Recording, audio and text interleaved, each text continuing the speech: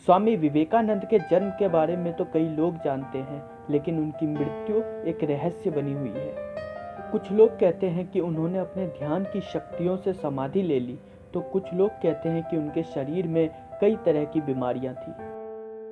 आज हम आपको इस वीडियो में इसकी हकीकत बताएंगे। स्वामी के जन्म के बारे में नहीं पता हो तो बता दूं कि स्वामी का जन्म 12 जनवरी 1863 को कोलकाता में हुआ था। वो काफी तीव्र बुद्धि के थे।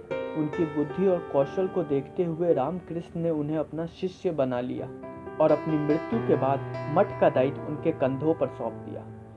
स्वामी विवेकानंद ने महज 25 वर्ष में ही सन्यासी भेष धारण कर लिया। उन्होंने पूरे भारत का भ्रमण पैदल ही किया और हर जगह धर्म का प्रचार किया। स्वामी का मानना था कि अध्यात्म विद्या और भारत दर्शन के बिना विश्व अनाथ हो जाएगा।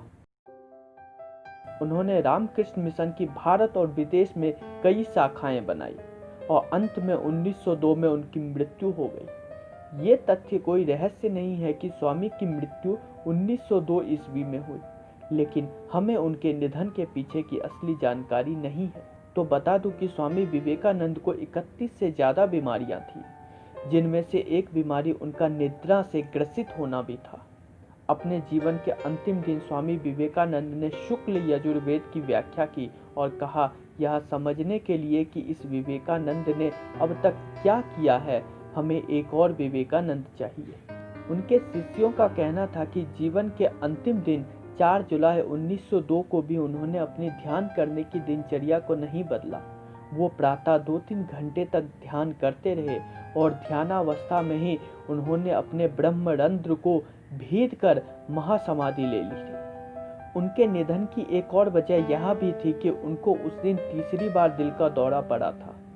मृत्यु के बाद उनकी अंत्येष्टि बेलूर में गंगा के तट पर चंदन की चिता पर की गई थी। इसी गंगा तट के दूसरी तरफ उनके गुरु रामकृष्ण का 16 वर्ष पहले अंतिम संस्कार हुआ था। मृत्यु के समय विवेकानंद की उम्र सिर्फ 39 साल थी।